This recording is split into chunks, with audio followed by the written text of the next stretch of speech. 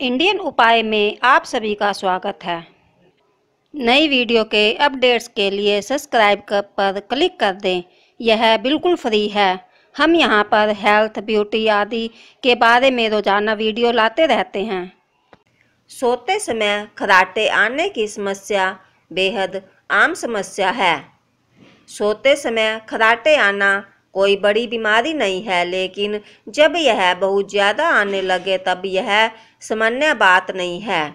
इसके पीछे का कारण स्लीप एल्फीनिया है, जिससे खर्राटे आते हैं। घरेलू उपचार की मदद से इसे ठीक किया जा सकता है। तो चलिए जानते हैं खर्राटे दूर करने के सबसे आसान घरेलू उपाय।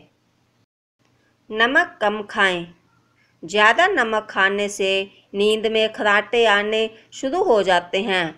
इसलिए रोजाना अपने भोजन में या खाने पीने की दूसरी चीज़ों में नमक की मात्रा कम रखें।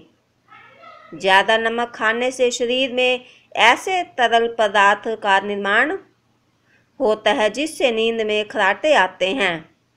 नमक कम करके गले की भीतरी सूजन को कम करने में मदद मिलती है, जिससे खर्राटों को रोकना आसान हो जाता है। भोजन की मात्रा कम लें।